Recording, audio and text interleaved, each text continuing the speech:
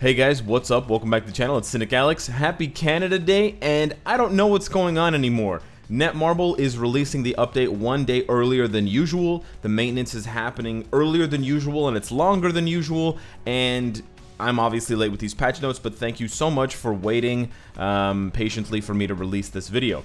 So yeah, the maintenance is happening in like less than 6 hours now, so it's more than 24 hours ahead of schedule, and the maintenance is longer than usual. It's 8 hours of maintenance versus 6. We're getting better maintenance rewards, which are right there. But yeah, a pretty strange combination of changes. Like, if I looked at the patch notes, I wouldn't have guessed that this update requires more maintenance. There isn't a huge game mode introduction or rework, so spoilers on that for better or for worse. But yeah, we're getting longer maintenance, and we're getting it we're getting it sooner. The cool thing about the maintenance is that it's going to be on during the Facebook YouTube live stream by Marvel Future Fight, the people over in LA. So that is a nice little touch. So it kind of distracts you a little bit. It takes half an hour of the 8 hours worth of maintenance time, away from you, and you get kind of entertained by something, and it builds up more hype rather than the live stream, the company live stream being on Monday and then the update being, Tuesday night / Wednesday morning. It's all happening kind of simultaneously, which is really cool. And I'll still be on Twitch for both the Facebook live stream and the game coming back up after maintenance. So that is a pretty huge change of things, and kind of I don't know if moving forward we're going to be using this time frame, but we'll have to wait and see. But now let's dive into the juicy part, which is the update patch notes. Now, we got some things that are surprising, and we got some things that we expected, and I think Netmarble is definitely listening. We're still looking for that game mode. We're still on the hunt for that elusive new game mode. Possibly it's going to be a giant boss raid rework and addition with a second boss or something like that. But for now, there isn't really any huge game mode introduction besides a legendary battle. So I was right in my speculation. We are getting a legendary battle in Far From Home. But let's just, rather than giving you a summary, let's just dive right into the patch notes. So we're getting 3 new characters: Electro, Molten Man, Hydro Man. Molten Man looks pretty good. He's a villain, sorry, not a hero. He's a combat type, and he's free to play. So you can get him from the premium hero chest, but you can also get him from the regular biometric selectors, and then you can also make his bios in the processor for combat types. So very accessible character. You can use that tier 2 selector that you saved up from the MFF 100 million on this guy right here. He's got a defensive leadership, which is pretty bad. He's got an interesting passive where he increases the damage dealt by 30%, which seems to be a pretty substantial bonus from skills to flame type characters. I don't know what flame type characters are, if that's characters like Human Torch. When you go into the Human Torch's details page and you go over to his ability, he has the fast movement. No, he has the flame ability, and it's denoted by a little purple flame. If that's what they're talking about, it'll be interesting to see. I don't know how many characters have that, but it'll be interesting to see what that applies to. 30% seems like a pretty decent bonus of damage, and it's interesting that he deals more damage to them rather than to like ice type characters or whatever. He has immunity to fire, or chance to be immune, whatever. And then his skills seem pretty good. He's got a tier 2 passive with damage reduction, which is nice. And then he applies immunity to himself when he uses lava flow, so he can have a lot of defensive properties. He's got a lot of Shadowland friendly abilities like bind and stun. Paralyze, which should work against world bosses. Decreased fire resistance, which should also be nice if that works against world bosses. He's got some self buffs, some more bind, stun, fear, etc. And he's got some more self buffs. So it'll be interesting to see how this character plays out. But he's got some kind of cool new properties, but nothing too game breaking. Sorry, I had to sneeze. Moving on to the next one, we got Hydro Man. Very interesting character here. Also, the same acquisition as Molten Man, so completely free-to-play friendly. You can get him from the tier 2 selector, but you could also get him from other means. Really interesting, brand new leadership. All allies have immunity to bleed, which right now sucks, but it's good in Shadowland, so if you die to Gamora in Shadowland, it's definitely a plus. Immunity to fracture, which we've never seen before on a leadership. Now we do have, I believe, 2 characters that have immunity to fracture, Colossus and Mr. Fantastic. but now we have a leadership that completely nullifies its effects, which is very, very powerful, because debuff does not work against fracture. So this is huge, and this could be the way to completely counter and stop Strife. So if you love playing as Wolverine, you love playing as Deadpool, but you hate getting shit on by Strife, this guy's here to save the day. Aquaman.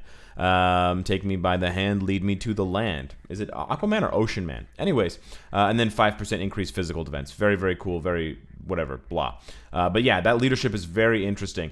He also has a really interesting passive where he gets an all attack, all defense buff that stacks every time he uses a skill.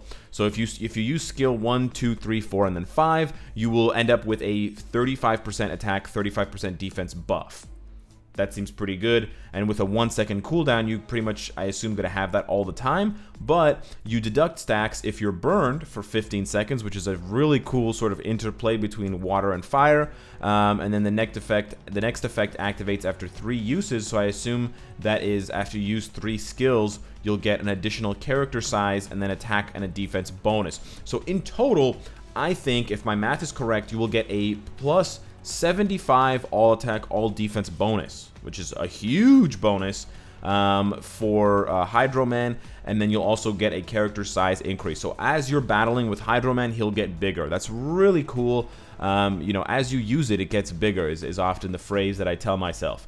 And then when you have the enlarge buff active, his tier 2 passive will trigger. So basically his tier 2 passive won't trigger until you use 3 skills. But once you use 3 skills in game, your tier 2 passive will trigger because he will get enlarged, and then you'll get a 30% damage reduction, and you'll get a skill and bonus damage increase. So a lot of buffs tied to Hydro Man using skills. In PvP, it'll be interesting because he'll have to get 3 skills off before he can basically do anything, because he's missing that huge damage buff and he's missing that huge defensive buff, the 30% damage reduction. But it's really, really interesting. I would have loved to see them do things like this for a character like Iceman. There's so much creativity here. I really, really like it. Yeah, I can't wait to play as him. And then his skills just seem like regular skills. We're gonna have to see what kind of effects they have in game, what kind of animations, what kind of iframes. But he's got stun on one skill, he's got immunity, and he's got an illusion, which is kind of nice but bad for PvP, but that's okay.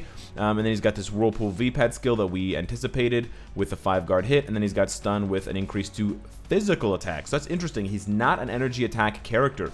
Combat type, or sorry, blast type, physical damage. So I really, really like that, kind of bending the rules and not sticking with the old, you know, combat, physical, blast, energy. I really, really like that, unless I've misinterpreted this or this is a typo, in which case I will cry myself to sleep. And then we have Electro, and this is a huge, huge win, I think, for me and for you.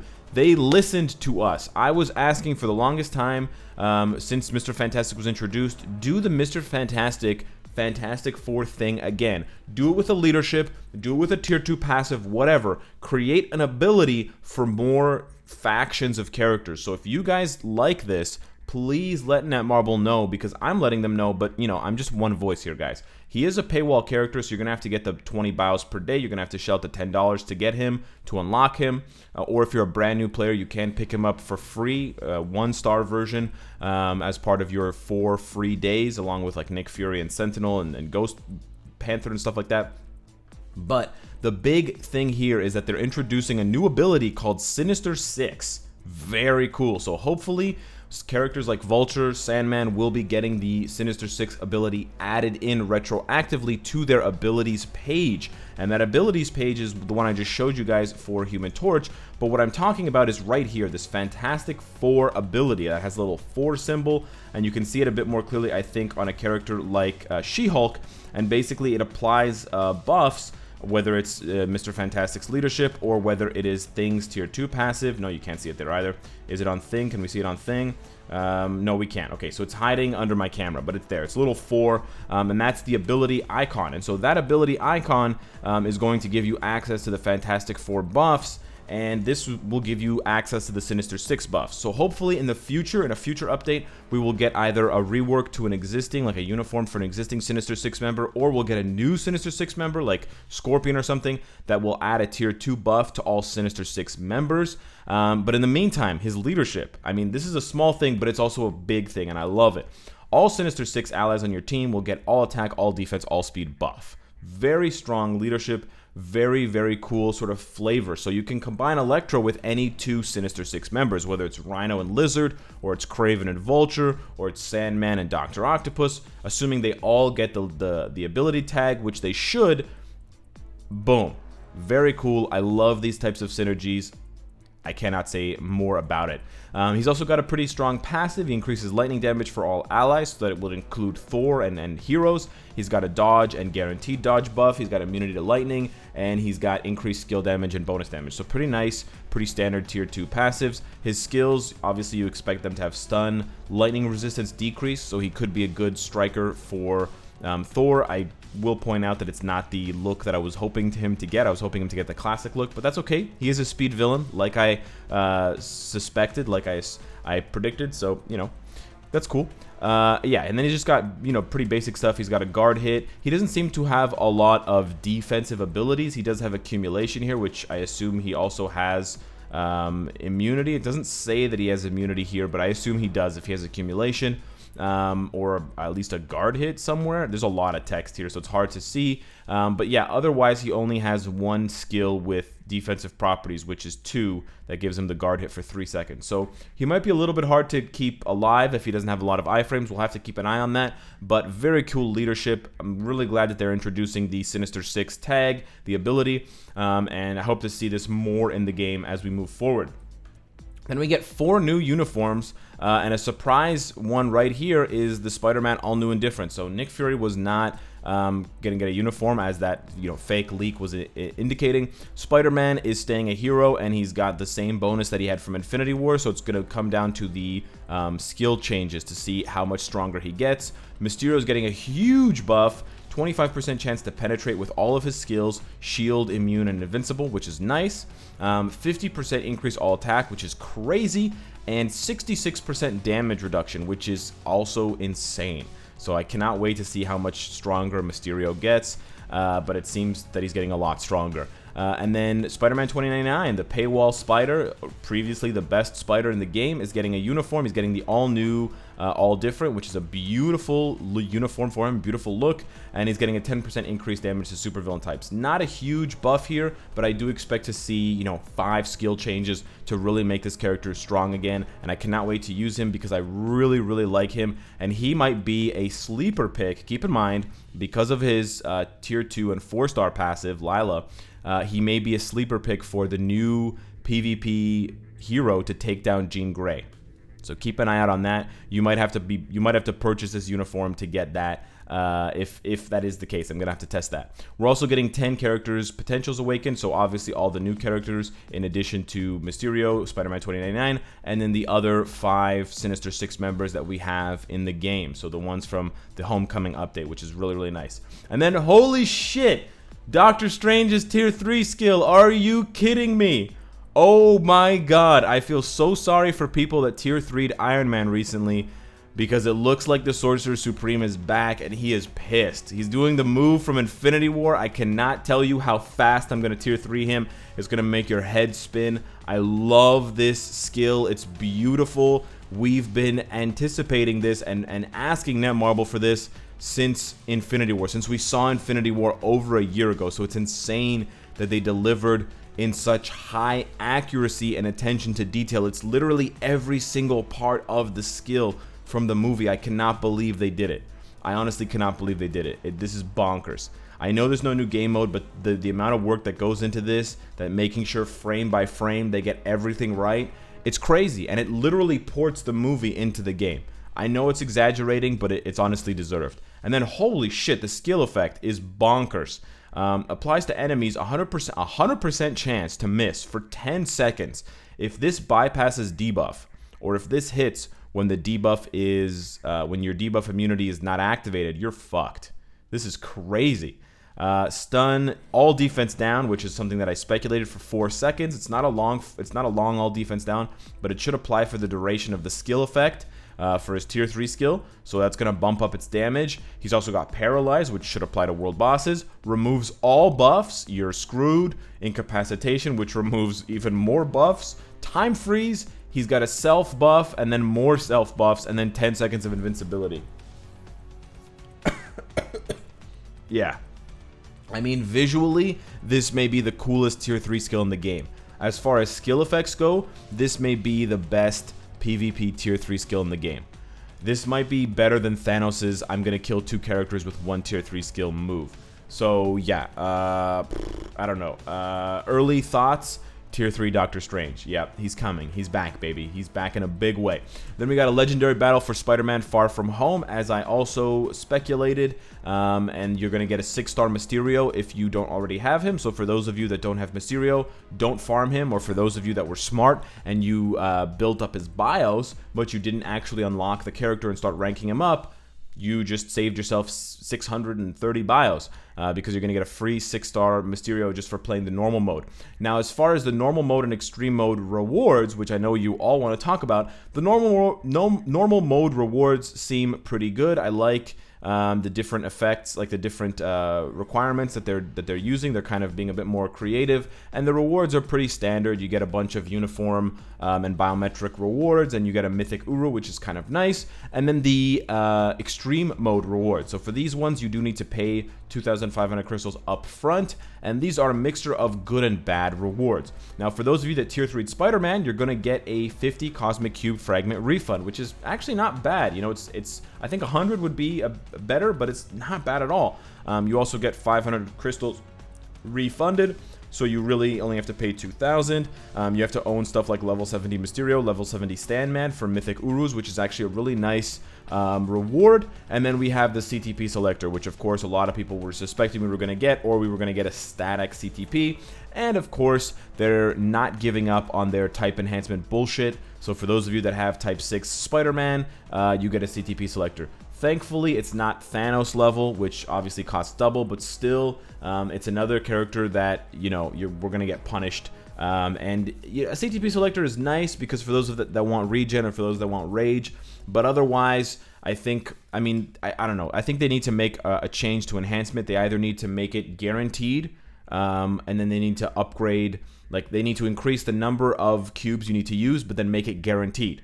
So there's no RNG involved, or they need to allow us to combine type enhancement kits, 1-star to 2-star, 2-star to 3-star, so that we can at least use the, you know, massive amount of 1-stars that we have in order to make a few 6-stars, because it's almost impossible to get 6-star type enhancements. So a lot of characters end up stuck at stage 5, which is really frustrating. So I like it and I don't like it at the same time. I'm probably not going to purchase this personally, but I know a lot of people out there already have type 6 Spider-Man, so for them it's a pretty big win. And the CCF is a nice change of pace. Netmarble has been historically pretty stingy with giving away CCF, so this is good. This is an improvement over Endgame, I would say, and you also get a mythic comic card, so it's not bad.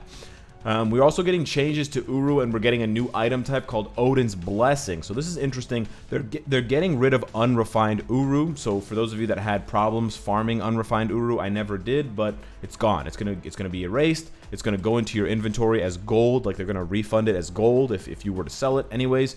And then they're changing the combination system. So the way that the Uru combine system is now going to work, you just combine 2 Uru of the same color, whether it's blue, red, green, or purple, and then if you combine 2 random ones, you'll get another random one of the same color. So this is good and bad. It's kind of tricky. It's good because you don't get other colors, so you can narrow down your options. So for those of you that you know, just by sheer bad luck get a lot of, let's say, mythic recovery rate or mythic energy defense Urus, you could combine those mythics or those legendaries and you could get crit damage or energy attack rather than still getting screwed and getting like attack speed or skill cooldown or physical defense or some shit like that that you really don't want. The bad part is that it's random. That's the worst part, and it's only non-random if you combine 2 types of the same type. So that is actually good, because you can, you know, still get more of the same type. But I don't know why you would want to do that, why you'd want to combine them. But it's bad because it's random. I know it's not a really good explanation. I can't actually remember why it's bad. I think it also randomizes the grade, like whether it's 1-star, 2-star, 3-star, 4-star, 5-star, 6-star. But I'm not exactly sure. I'm gonna have to go and reread this again and talk about it later when it's actually in game and do some testing. But when I originally read this text, my impression was that it's good and bad, and there's some sort of element of RNG in here that I'm not quite understanding because it's hard to explain over text for them, that we'll have to see and test out in game. The second thing is that we're getting this new thing called Odin's Blessing, and they actually don't show what Odin's Blessing is until way down here, so we're going to scroll down, and Odin's Blessing, it looks like this, and it's basically a more powerful Uru. So we're getting Uru Power Creep, and basically you can apply one, or you can equip one Odin's Blessing per gear, so each character is allowed to have a total of 4 Odin's Blessings, and Odin's Blessings will contain 2 options, so it's basically like a chaotic ISO version of Uru. So chaotic ISO can have all attack and HP. Why wouldn't you want that? Of course you would.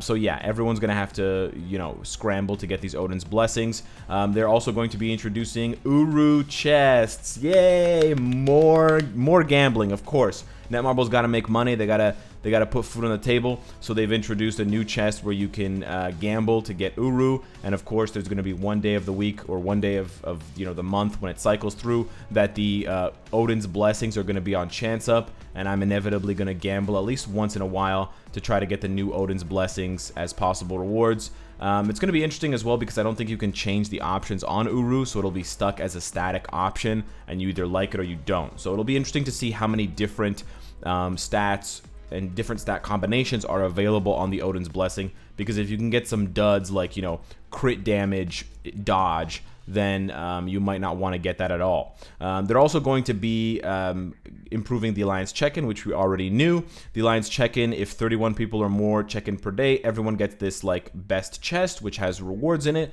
and then everyone gets 150,000 gold. So it's an easy 150k gold per day for just clicking a button and having 30 other morons in your Alliance click a button too. Very easy, very nice. I really like this. It incentivizes active alliances. Very, very smart, Netmarble. They're also allowing us to sort Uru by color, which is nice. I like this look. It's more kind of cool and it's kind of Asgardian looking. So I'm digging this new rework on the kind of Uru page and the ranking and the type up sorting function.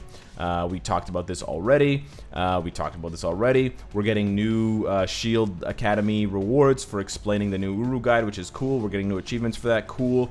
You can now unequip Uru for a certain price. Now this is great. Previously, you could not unequip Uru, and you would just have to overwrite them. Now you can actually take them back for a certain number of crystals. I think this is amazing. Thank you. I've made some mistakes. I gave Gamora a 6-star physical attack by accident, and I didn't overwrite it. Now I can go and I can fix my mistake, and no one will ever know that I was a dumbass for a few seconds. So this is really great. It does cost crystals. It is expensive, but for those players who, let's say you built up Ant-Man for PvE content, and now you're watching all my videos a year later, and you're seeing Ant-Man dominating PvP, but you don't want to sacrifice all those crit rate, crit damage, physical attack Urus, you can spend the crystals, take them off, and you can, you know, completely remake the character for PvP. This is going to encourage whales to get even crazier with dual builds for characters, like, you know, building Thanos purely PvE, and then when you go into PvP at the end of the week for AT, you switch all of his Urus. I don't think many players are going to go that route because it's insanely expensive, because there's 5 Uru to swap, but who knows? And if the whales want to whale, let them whale, man. Let them whale. We talked about the Enchanted Uru chest. You got the probability tables if you guys want to see how much you're going to get screwed by RNG. These are the Alliance chest rewards that you can get when you open that little chest there. We talked about this already. There's some improvements to people applying to your Alliance. And then we're getting sort of a new game mode. We're getting Alliance training, or battle training mode. And this is, it's kind of weird. It's only active. You can only go into battle training when World Event is live. So take that for what it is. It's not available all the time.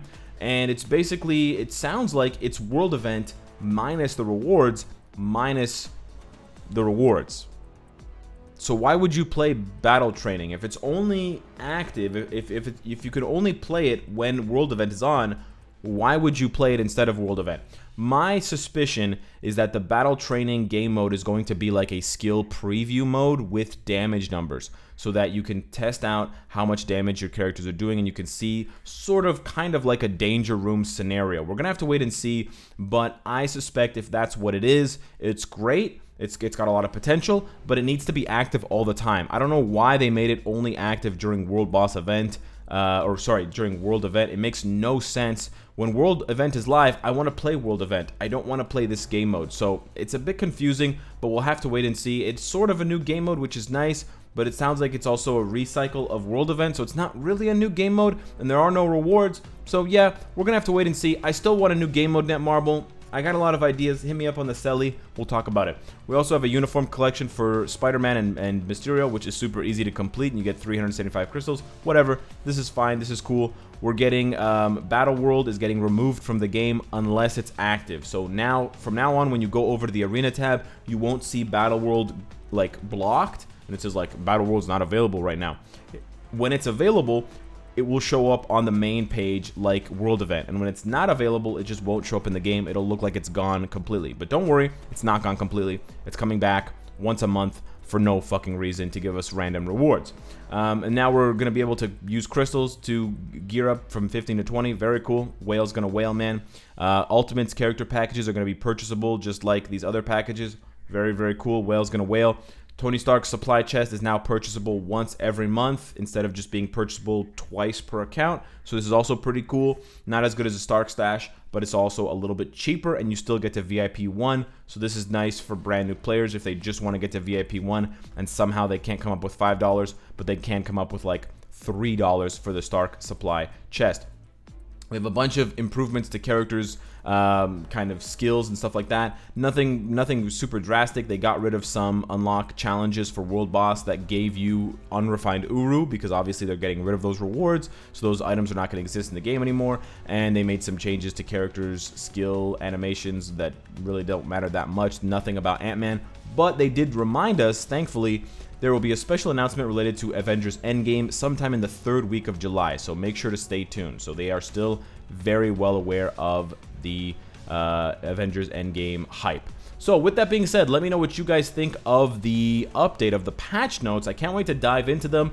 The characters really, really excite me. I'm very happy for them. I'm also very happy for the uniforms and the tier 3.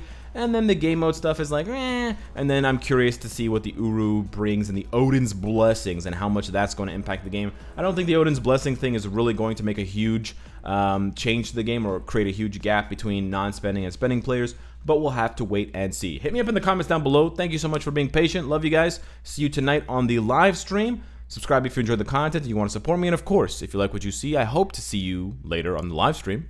Take care.